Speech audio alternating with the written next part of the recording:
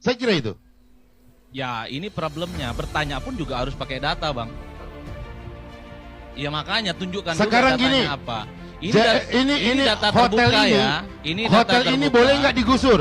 Bentar dulu, ini Nggak, data terbuka hotel ini ya. boleh nggak digusur? Nggak boleh, Dan karena saya surat-suratnya cross-check lengkap. berulang-ulang. Saya Tidak cross-check mungkin. berulang-ulang ini datanya. Gitu. Makanya saya Ya. bilang, Mas. Maka ketika ada dirampas tanah itu perbuatan pidana. Makanya saya bilang, Gitu Mas. loh. Konteks yang dibicarakan tuh berbeda dengan yang saya Mas sampaikan. Jadi Lanjut aja. Saya mau lanjut itu ya, Ya, Bang. karena dia saya tidak mau Sama terjebak sekali pada tidak memiliki diskusi- data. diskusi yang Udah, lanjut. Ini sebelumnya perlu tidak mau. disampaikan secara benar. Kalau memang tanah yang dimiliki oleh orang per orang secara sah dan legal sesuai aturan Gimana Bang, ketentuan saya mau perundangan menyampaikan berlaku, secara baik, sah dan benar, belum selesai Anda dipotong. Yang waras tidak boleh mengalah terhadap mereka para pencuri agama yang menjadikan agama sebagai alat politik.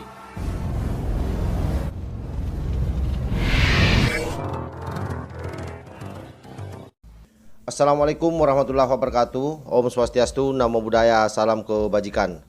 Sahabat-sahabat tolong sembilan yang saya hormati dimanapun juga berada, pada pagi hari ini menjelang siang kita akan mereaksi satu debat antara pendukung Anies Baswedan. Ada dua orang, satu namanya Bestari Barus, ini dari Nasdem. Kemudian yang satu lagi ada pendukung Anies Baswedan yang kita kenal sebagai tuyul penjaga Ancol, si botak, PS Budi Praitno dan Teddy. Nah, ini adalah debat yang menurut saya luar biasa karena ini terkait bagaimana prestasi Anies selama menjadi pemimpin di DKI Jakarta.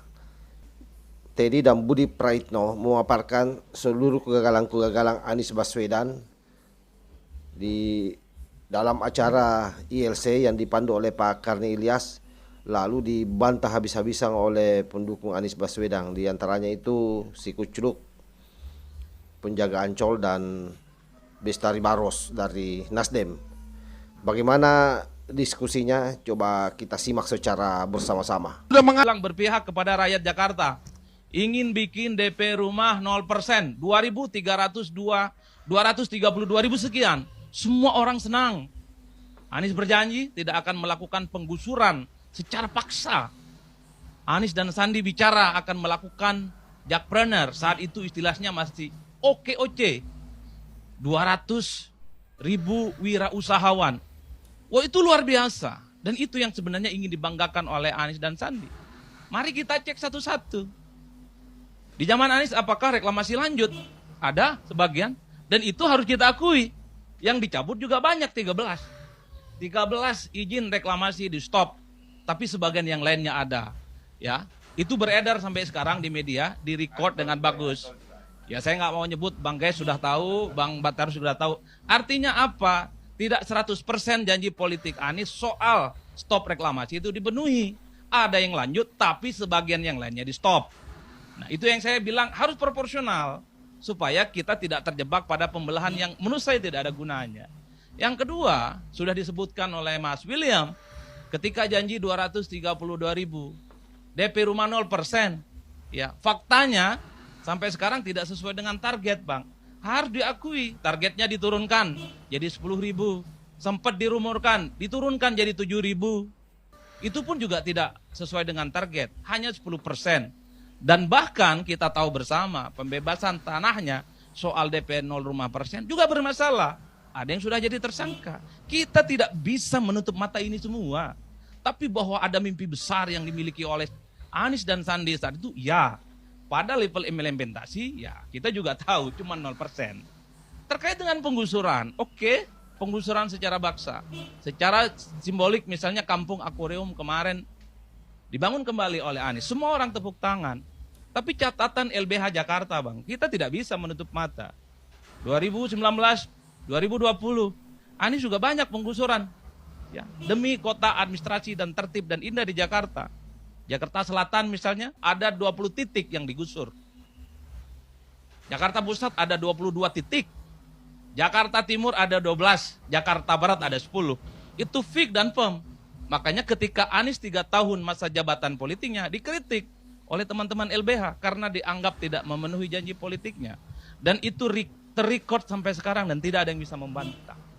Coba Ini- dijelaskan juga ini Bang Karni. Itu yang saya Digusurnya sebut, itu kenapa? itu variabel-variabel Ya kan? yang menurut saya kenapa Kalau Anies digusurnya dikarenakan dia menempati lahan yang harusnya milik publik, kemudian ini jangan dipolitisasi bahwa ini penggusuran, gitu. Harus jelas juga tapaknya itu punya siapa, gitu.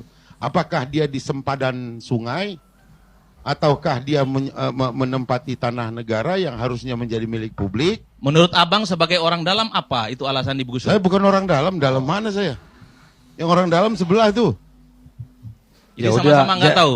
Jadi nggak perlu Enggak, dijawab makanya- karena dia nggak tahu juga. Lanjut. Bukan Berarti- masalah nggak berarti- tahu. Kalau kita ingin kemudian mencerdaskan masyarakat Jakarta dengan memberikan masukan pada hari ini, maka harus jelas kenapa dia direlokasi.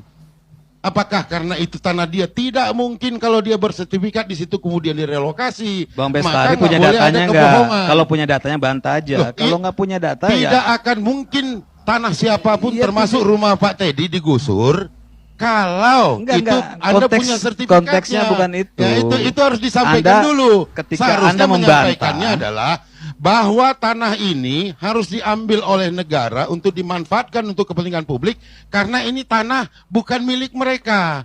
Harus ada kata-kata seperti itu baru fair. Kalau tidak, ini hoax. Saya kira itu.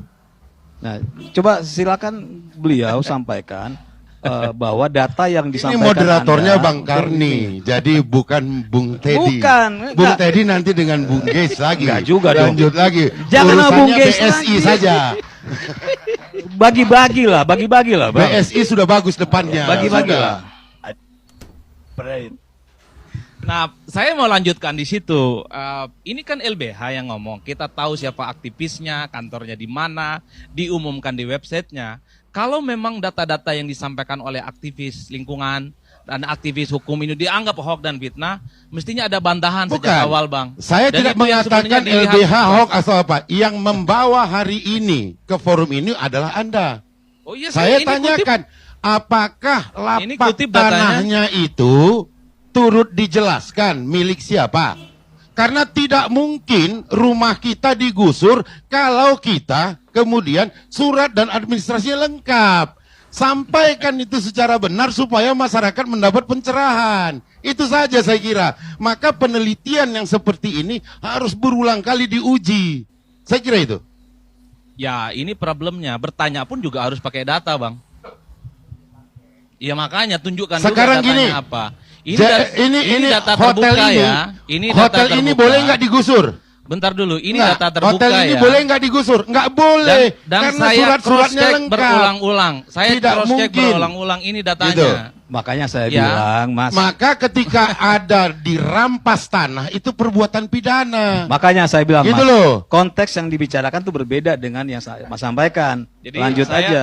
Saya mau lanjut itu ya, Ya, Bang. karena dia Saya tidak mau sama terjebak sekali pada tidak memiliki data. diskusi-diskusi yang Udah, lanjut. sebenarnya Ini perlu terlalu disampaikan secara benar. Kalau memang tanah yang dimiliki oleh orang per orang secara sah dan legal sesuai aturan Gimana Bang, ketentuan saya mau perundangan menyampaikan berlaku, secara baik, sah dan benar belum selesai dipotong. Anda sudah mengatakan tadi bahwa terjadi penggusuran ini itu. Oh, iya, Tapi itu itu disebutkan datanya. di atas tanah siapa? Itu kan disebutkan Ya. datanya. Saya belum titik, ini baru koma. Iya. Artinya apa? Ini kan yang jelas data terbuka. Ya, bisa diomongkan besok. Gugat itu LBH-nya. Minta Ngomong datanya. hari ini di sini, ya saya ngomong di sini, gitu loh. Lah saya kan Bisa saja itu menjadi meneliti bahan dan saya melihat untuk kemudian fakta-fakta yang melakukan muncul. advokasi, boleh, gitu loh. Itu melihat data-data faktual yang muncul. Dan ini lama loh. Ini data 2019, data tahun 2020, data 2019, nggak ada yang bantah kok. Kok tidak ada yang nanya kritis-kritis begini? Kan saya kan menyampaikan apa yang saya lihat, apa yang saya diskusi dan saya teliti. Kenapa kalau ini saya yang menyampaikan, kenapa tiba-tiba diprotes?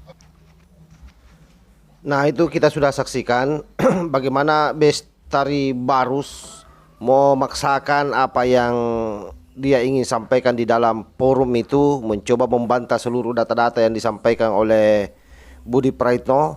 Tetapi itulah tabiat kadrung dalam situasi tidak nyambung pun dia berupaya sambung-sambungkan, sehingga membuat pembicaraan dan diskusi itu terhenti sejenak.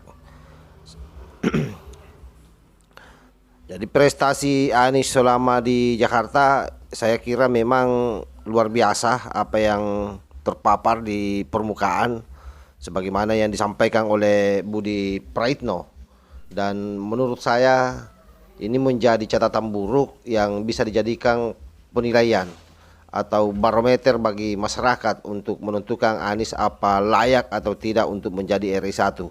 Saya secara pribadi dari dulu itu menganggap tidak layak sejak beliau masuk menjadi calon gubernur dan kemudian memanfaatkan politik identitas untuk menang. Di situ saya mulai tidak simpati sampai hari ini.